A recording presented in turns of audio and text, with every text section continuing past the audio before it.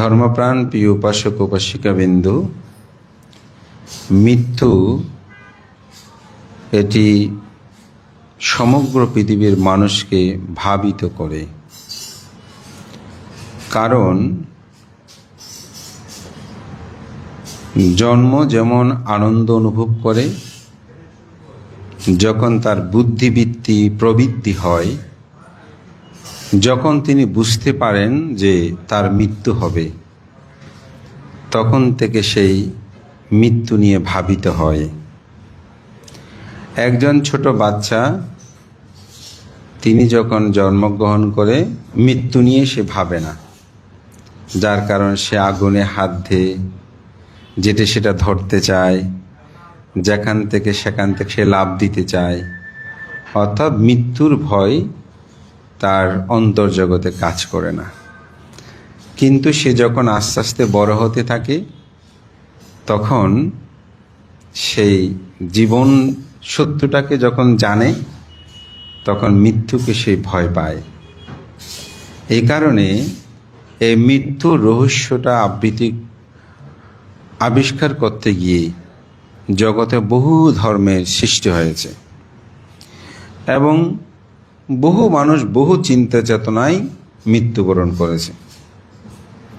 আমাদের মহাশ্মশানে একবার এক চাইনিজ মৃত্যুবরণ করেছে, ওখানে দাহ হচ্ছে। তার কাছে যত টাকা পয়সা ছিল, সমস্ত টাকা তার দেহের সাথে, অর্থাৎ যখনই অগ্নিতে প্রজ্বলিত হচ্ছে, তখন সব টাকা পয়সা ওখানে দিয়ে দিয়েছে। তো তাদের চিন্তা হচ্ছে তিনি মৃত্যুর পরে যে কোথায় যাবে, ওখানে অনেক টাকা পয়সার দরকার হতে পারে, এগুলো তার সাথে দরকার। সে যেহেতু সাথে রেখেছে, তো সব টাকা পয়সা সেখানে জ্বালিয়ে দিল। অনেকে আছে স্বর্ণ অলংকার, সেগুলো জ্বালিয়ে দিল। অর্থাৎ এক এক রকম এক একভাবে চিন্তা করে। যদি মিশরের পিরামিডের কথা ভাবি, সেখানে দেখবেন রাজা মহারাজা যারা মৃত্যুবরণ করেছেন, তাদেরকে মুমি তৈরি করে স্বর্ণ অলংকার সেখানে দিয়েছেন।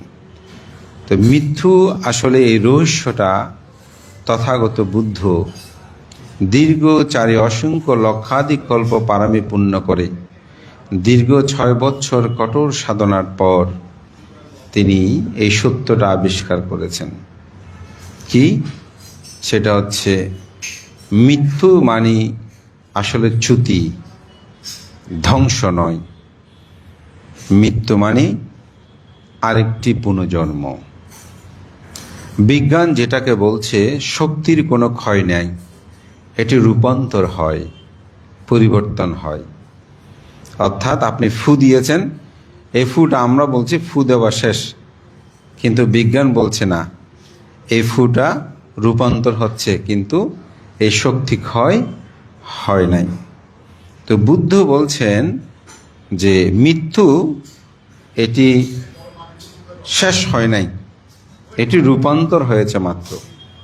আমরা যদিও শুদ্ধিতা বলছি মৃত্যুবরণ করেছেন, ঠিক, কিন্তু বুদ্ধ দর্শন মতে আসলে সেই লৌকিক সত্যে মৃত্যু ঠিক, কিন্তু প্রকৃত সত্যে যদি বলে, তাহলে সেই রূপান্তর হয়েছে। অর্থাৎ সেই আরেকটি জন্ম, সেই আরেকটি, এটা একটু সরব, ওখানে বোধহয় সমস্যা হতে হয়, সেই আরেকটি জন্ম কিন্তু প্রতিসন্ধি গ্রহণ করেছে। কেন?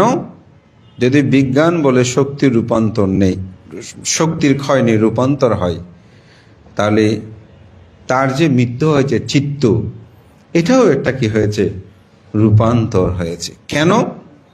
বুদ্ধ বলছেন সেই চিত্তের মধ্যে লোভ আছে, দেশ আছে, মোহ আছে। যতক্ষণ চিত্তের মধ্যে লোভ দেশ মোহ থাকবে, ততক্ষণ চিত্তটা হবে মৃত্যু। আর যখন চিত্তের মধ্যে লোভ দেশ মোহ থাকবে না, তখন সেটা হবে পরিনির্বাণ। এটাই হচ্ছে বৌদ্ধ ধর্ম দর্শনের মৃত্যুর রহস্যময়তা। তো সুতরাং শুদ্ধিটা তার কি হয়েছে, রূপান্তর হয়েছে। আমরা হয়তো কান্নাকাটি করছি, আমরা ভাবছি আমাদের নাতি, আমাদের পুত্র, আমাদের কন্যা, আমাদের অমুক বলে আমরা কান্নাকাটি করছি। কিন্তু প্রকৃতভাবে যদি ধরা হয়, তাহলে এই রুম থেকে সে আরেকটু রুমে গিয়েছে, হয়তো এই রুমে আমরা তাকে দেখছি না। এটাই বুদ্ধ ধর্ম দর্শন বলে, মৃত্যুটা হচ্ছে চ্যুতি, আরেকটি প্রতিসন্ধি গ্রহণ। যার কারণে বুদ্ধ ধর্মে এই জন্মান্তর ভাবটাকে বিশ্বাস করে। একজন আমাকে প্রশ্ন করতে, ভান্তে যদি জন্মান্তর হয় তাহলে আমরা অতীত জন্মের কথা বলতে পারছি না কেন? আবার অনেকে বলতে পারে, এমন অনেক উদাহরণ আছে। তা আমি ওনাকে প্রশ্ন করলাম, এখন তো সন্ধ্যা হয়েছে, ভোর থেকে ঘুম থেকে আপনি জাগ্রত হওয়ার পরে এই সন্ধ্যা পর্যন্ত কি কি কাজ করেছেন সব আপনার কাছে মনে আছে? না বানতে, সব আমার কাছে মনে নাই। অনেক সময় এমন দেখা যায়, যদি 5-10টা তরকারি হয়, কি দিয়ে ভাত খেয়েছেন, কি কি দিয়ে, সেটা আমরা অনেক সময় বলতে পারি না। তা আপনি যেখানে একটা দিনের দিনলিপি আপনি কি কি ঘটেছে সব বলতে পারছেন না, আপনি জন্মান্তরের কথা কিভাবে বলবেন? তবে কিছু কিছু ক্ষেত্রে মানুষ যখন মৃত্যুবরণ করার সাথে সাথে আবার মনুষ্যলোক উৎপন্ন হয়, সেক্ষেত্রে অনেক সময় অনেকে তার পূর্বজন্মের কথাটা বলতে পারে। কিন্তু যখন তিনি বিভিন্ন জন্মে পরিবহন করে আবার মনুষ্য জন্মের মধ্যে উৎপন্ন হয়, এই ক্ষেত্রে অনেকে হয়তো সেটা বলতে পারে না। আমাদের একজন প্রখ্যাত বৌদ্ধ ভিক্ষু, ওনার সাথে আমার অস্ট্রেলিয়াতে দেখা হয়েছিল, আদিস্যবান্তে। আমাদের অধ্যাপক প্রফেসর, আমাদের উপাসকও সে সময় গিয়েছিলেন কোথায়, অস্ট্রেলিয়াতে, একসাথে আমাদের দেখা হয়েছে। তো আদিস্যবান্তে আমাকে বলছে, তো উনি যেহেতু বার্মাতে শিক্ষা দীক্ষা করেছেন, ওখানেই বড় হয়েছেন, তো একদিন কথা প্রসঙ্গে আমি ভান্তেকে বললাম, ভান্তের সাথে প্রায় 1.5 মাস আমি ওখানে ছিলাম, আমাদের মৃণালবাবু সেখানে বসে গেলে সব গিয়েছিলেন। তো আমি একদিন জিজ্ঞাসা করছি, ভান্তে আপনি কি জন্মান্তর বিশ্বাস করেন? তো ভান্তা আমাকে বলছে, লোকজিৎ আমি জন্মান্তর বিশ্বাস করি। আমি বললাম, ভান্তে কেন? তখন তিনি আমাদের চট্টল বৌদ্ধ বিহার রেঙ্গুনে, ওই বিহারের সদ্য ভান্তে দীর্ঘদিন ছিলেন। তো ওখানে একজন অতুল সেন ভান্তে আছে, আপনার নাম শুনেছেন, তো উনি প্রয়াত হয়েছেন। তো ওনার যিনি ছোট ছিলেন, ওনার নাম হচ্ছে সুমেধ ভান্তে। সুমেধ ভান্তে এখন প্রয়াত হয়েছেন।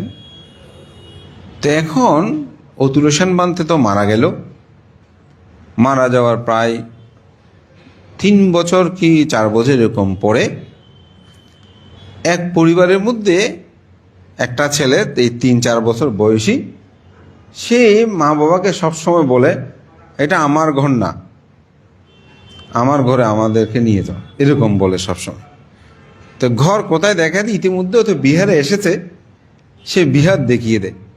তো একদিন মা বাবা তাকে বিহারে আনলো। তো অতুল সেন ভান্তে যেভাবে হাঁটে পিছনে হাত দিয়ে, ঠিক সেভাবে হেঁটে তার রুমে গেল। তো তখন যেহেতু অধ্যক্ষ পরিবর্তন হয়েছে, আপনার সুমেধ ভান্তে অধ্যক্ষ, তুমি খাটটাট পরিবর্তন করে একটু এদিক সেদিক করে রুমে আসে। তো সুমেধ ভান্তাকে ডাকতেছে, হে সুমেধ, তুমি আমার রুম এরকম করেছে কেন?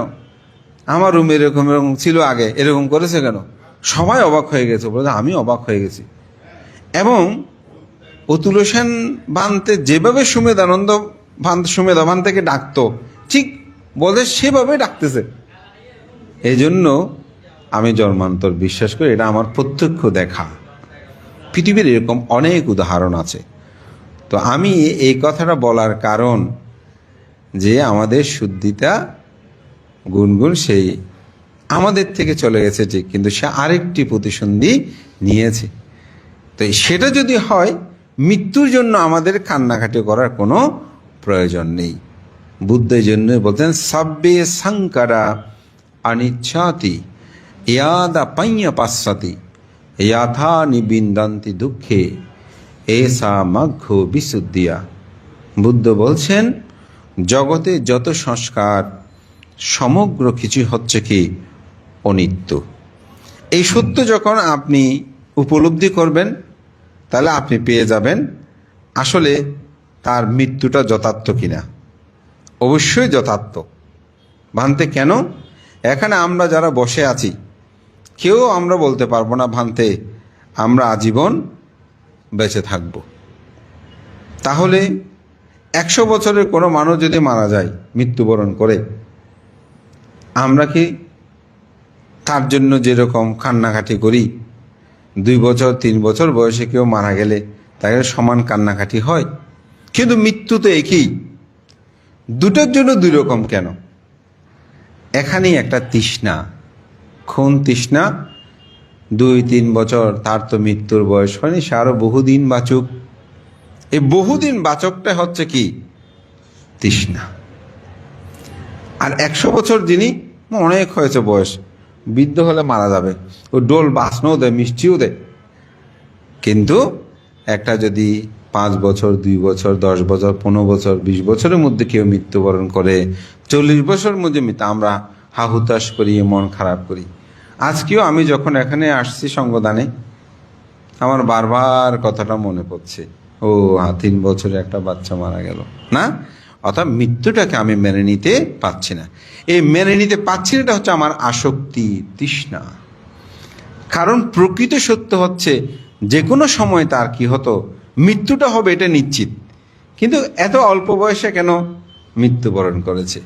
তো বুদ্ধ ধর্ম দর্শন এটা বলছে, জীবের জীবন করিল হরণ, মরণী নরকে যাই, নররূপ ধরি দুঃখ ভোগ করি, অকালে মরিয়া যায়।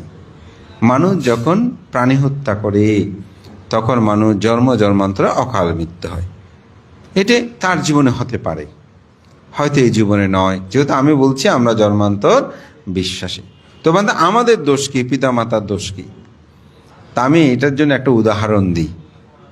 পুকুরে যখন জাল ফেলে দেখবেন কেউ বলে এদিকে মাছ একটা, বড় মাছ একটা লাফ দিয়েছে, এদিকে মারো, নির্দেশনা দিই, ঠিক না? আর কেউ বলেছে ওই মাছটা অনেক বড় পেয়েছো, ভালো হয়েছে, ধরো ধরো, ভালো করে ধরো। আর জনকে বলতেছে আজকে পুকুরে জাল মেরেছি, বিরাট মাছ পেয়েছি, ওদের খুব ভালো হয়েছে, বড় মাছ যেগুলো দেবে খেতে ভালো লাগবে। এই 4 জনেই এই পাপের সাথে জড়িত হয়ে গেছে। একজন হচ্ছে কৃত, একজনে ধরেছে মাছটা, কারি তার জন্য দেখিয়ে দিয়েছে অমুক জায়গায় মারো। কি করেছে? কারি তো করিয়েছেন, আর জনে কি করেছেন? অনুমোদন করেছেন, বলতে না ঠিক আছে মাছটা অনেক বড় আছে, ধরেছো, ঠিক হয়েছে, অনুমোদন করে। আর যখন বলছে ইস বড় মাছ, খেতে খুব ভালো লাগবে, প্রশংসা করেছে। কিন্তু কারিত, অনুমোদিত, প্রশংসিত। এই আমরা সবাই এই এর সাথে যুক্ত। শুধু সুদ দিতে না, আমরা সবাই যুক্ত।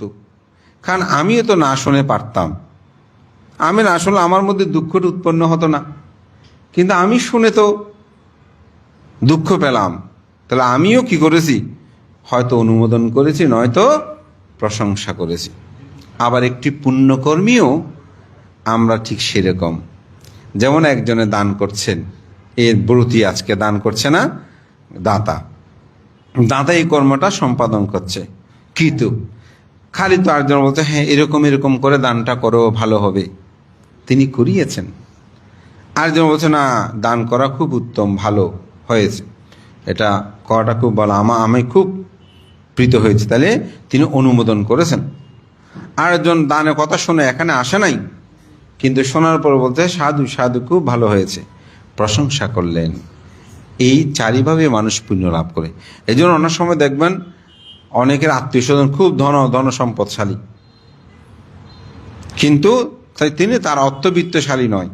ওই অপরে দান করার সময় কি করেছে, সেই প্রশংসা করেছে। সেদিন আমি একজনকে বলতেছি যে উনি টাকা পয়সা ইনকাম না করলেও ওনার একটা বড় গুণ আছে। গুণটা হচ্ছে কি, ওনার স্ত্রী, ওনার পুত্র, ওনার আত্মীয় স্বজন যখন দান করে এই লোকটা দান করতে প্রশংসা করে। অর্থাৎ কেউ যদি ওনার পরিবারে যদি কেউ দান করে, উনি কি করেন, আর একটু দান বেশি করে দেওয়া উচিত না, আরও বেশি করে দেন না। কিন্তু উনি নিজে কোনো আয় ইনকাম ওনার নাই, কিন্তু উনি দেখতে দিব্যি সুখে আছেন। তো এটা কারণ হচ্ছে অপর যে দান করে এটাকে তিনি কৃপণতা করে না।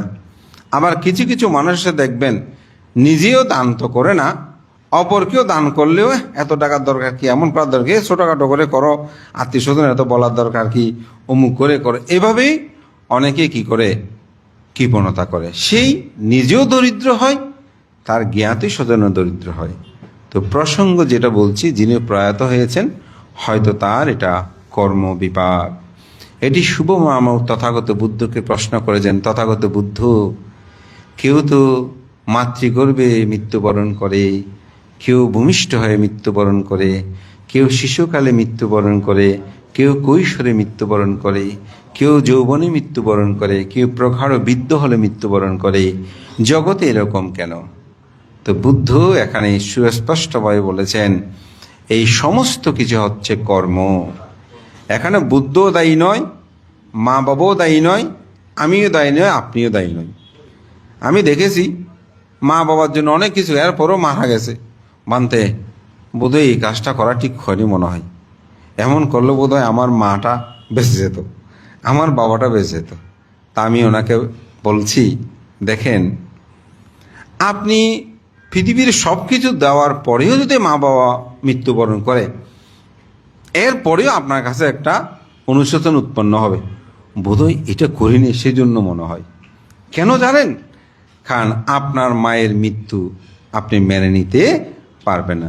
যে বিষয়টা যতদিন কোনো মানুষ মেনে নিতে পারবে না, ততদিন সে মানুষটা কিন্তু কোনো না কোনো কারণ খুঁজে নেবে। দেখবেন কোনো না কোনো কারণ খুঁজে নেবে। যেমন একটা বন্ধুত্ব যখন নষ্ট হয়, তখন বন্ধুত্বটা কেন নষ্ট হলো, কোনো না কোনো কারণ আপনি পেয়ে যাবেন, এবং সেটা কোনো একটা কারণ সৃষ্টি সেখানে হবে। এই জন্য মৃত্যুটা এটি মেনে নিতে হবে ভান্তে। কেন? এটা জগতের শাশ্বত সত্য। এটার জন্যই তো আমরা নির্বাণ চাই। নির্বাণ এমনি চাই না, আর না তো পৃথিবীতে তো সুন্দর অনেক মানুষ আছে সুখে টুকে থাকলে ভান্তে আমি নির্বাণ চাই না, আমি ভান্তে জন্ম জন্মান্তর আবার আসতে চাই। কেন উপাসক? বলে যে ভান্তে নির্বাণে গেলে তো আর পৃথিবী, সুন্দর পৃথিবী দেখবো না, আমি পুনঃবার পৃথিবীতে আসতে চাই। এখানে দুঃখ থাকলেও ছেলে মেয়ে নিয়ে একটা সুখ আছে, তো বান্ধে স্ত্রী পুত্র নিয়ে একটা সুখ আছে। তো আসলে মানুষটা বুঝতে পারছে না দুঃখটা কি। এই যে মাতৃগর্ভে 10 মাস 10 দিন আবদ্ধ থাকা, কখনো কি চোখ বন্ধ করে ভেবে দেখেছেন কেমন সেটা? একটা রুমের মধ্যে বেঁধে রাখলে ছটফট করে। এই যে কোভিড ভাইরাস 19 হলো, মানুষ শুধু ঘরে ঘরে বন্দি থেকেছে, যে অনেক ছেলে মেয়ে মানসিকভাবে অসুস্থ হয়ে গেছে, ঠিক না? ঘরের মধ্যে বন্দি থেকেছে, ওখানে বের হতে পারছে না। মাতৃগর্ভে যখন থাকে তখন কেমন, সেটা আমাদের মনে থাকে না বলে, উপলব্ধি করতে পারি না বলেই আমরা বারবার জন্মান্তর চাই।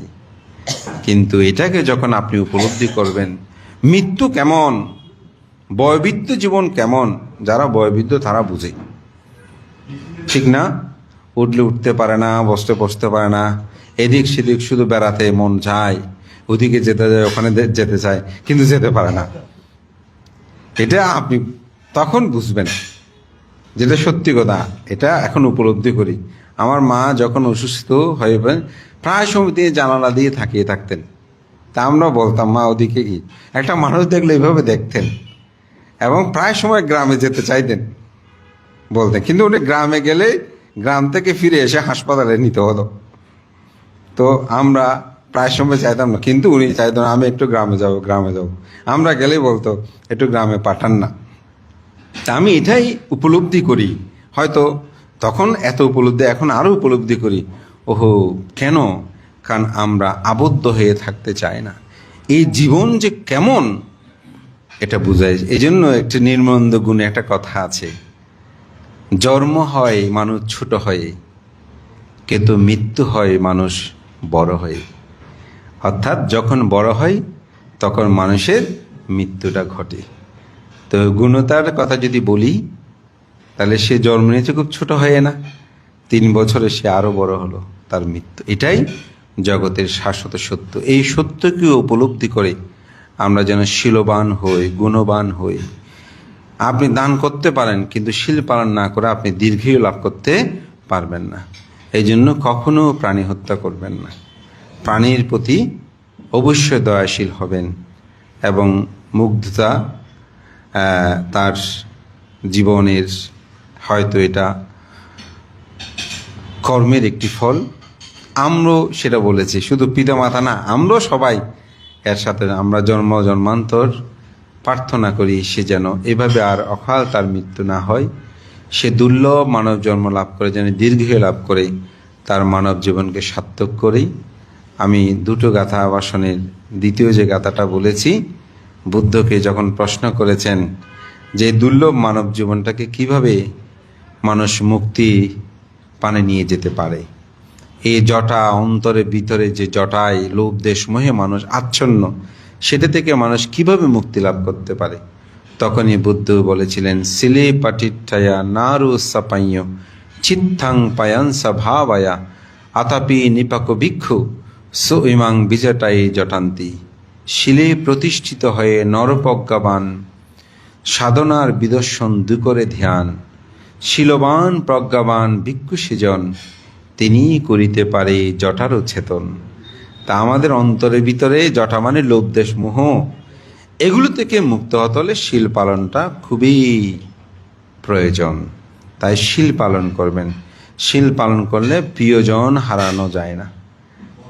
শীল পালন করলে মানুষের জীবনটা পরিপূর্ণ হয়। দান করলে অর্থশালী হবেন, কিন্তু শীল পালন করতে হবে দীর্ঘায়ু লাভ করার জন্য, সুখময় জীবনযাপনের জন্য। তাই শীলবান হয়ে জীবনযাপন করুন। আমাদের চিটাং ভাষায় একটা কথা আছে, ওদের কোন জন্মে কজ্জ খেয়েছে সেটা শোধ নিতে এসেছে।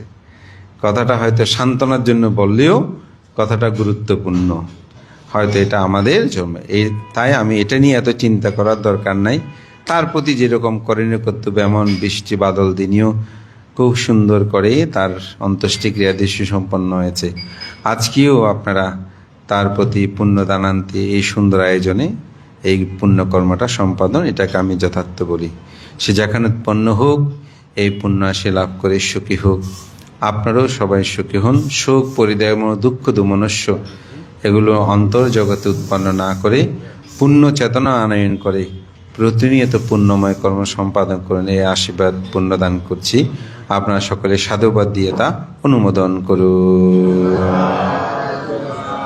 3 বার নাম তস্যা বলে তথাগত বুদ্ধকে বন্দনা করুন।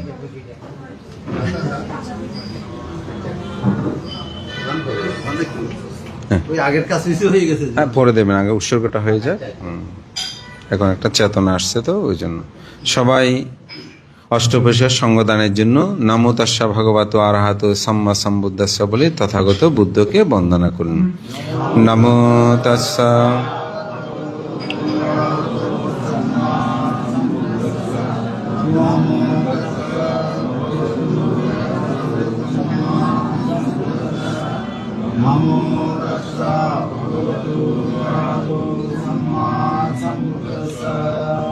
Mayang bante sanggo imang bikang saparikarang saha attabarikkarang anutarang punyaketang bhikkhu sanghassa danang dema pujema doti ampi mayang bante sanggo imang bikang saparikarang saha attabarikkarang anutarang punyaketang bhikkhu sanghassa danang dema pujema tati ampi mayang bante sanggo imang bikang saparikarang saha attabarikkarang anutarang punyaketang bhikkhu sanghassa danang dema pujema idamme attavarikkarang danena anagate ehi bhikkhu bhavaya paccyohotu doti ampe idamme attavarikkarang danena anagate ehi bhikkhu bhavaya paccyohotu tati ampi idamme attavarikkarang danena anagate ehi bhikkhu bhavaya paccayohotu ti sadhu।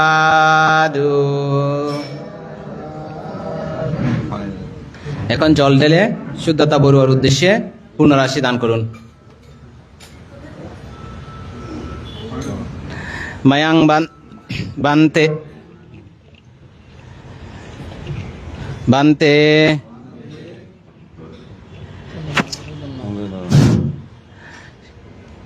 ইদাং মে ইয়াতিনাং হতো সুখিতা হন্তু ইয়াতায়ো ইদাং মে ইয়াতিনাং হতো সুখিতা হন্তু ইয়াতায়ো ইদাং মে ইয়াতিনাং হতো সুখিতা হন্তু ইয়াতায়ো ওন্নামে উদাকাং বাতাং ইয়াতানিন্নাং পাবাততি এবামেবা ইতো দিন্নাং পেতানাং উপকাপতু এতাবারি বাপুরা পরিপুরন্তি সাগরং এবমেবা ইতো দিন্নাং পেতানাং উপকাপতু এতাবতাসায়াম হেয়ে সম্বাতাং পুয়সাম পদং সাব্বে দেবা সাব্বে সাত্তা সাব্বে ভূতা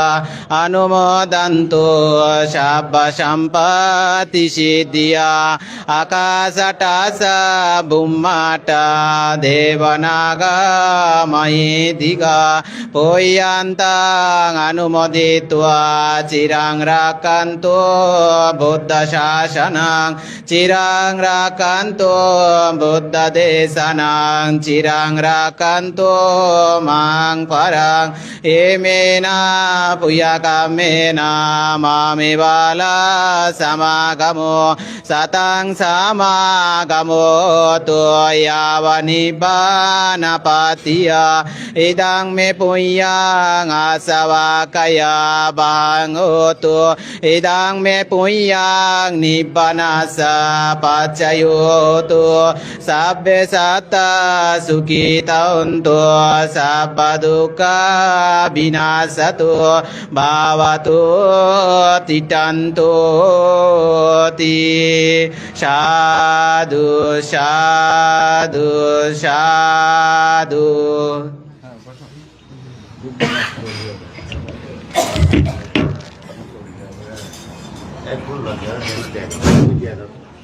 পুষ্পিতা দিবে তো পুষ্পিতা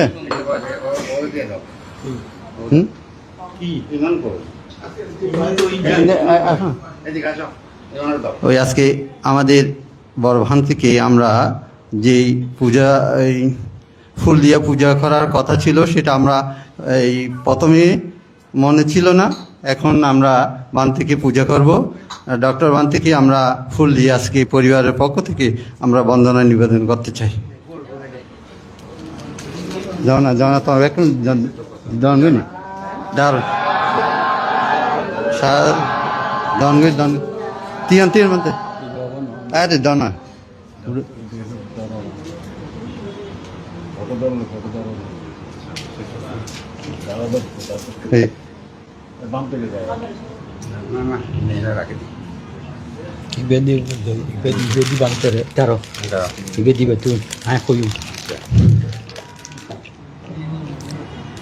আমাদের আজকের doctor লোকজিৎ ভান্তে অনেক দিন থেকে ডক্টরেট ডিগ্রি নেওয়ার জন্য থিসিস জমা দিয়েছে পর্যন্ত বিভিন্ন ঘাত প্রতিঘাত বন্ধকতা সৃষ্টি হয়েছে।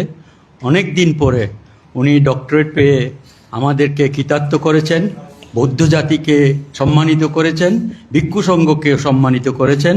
এই ডক্টরেট প্রাপ্তিতে আমরা আজকের সবাই আনন্দিত হয়ে ওনাকে পুষ্প দিয়ে শ্রদ্ধা পূজা করতেছি। তপন কান্তি বড়ুয়া। সাধু সাধু।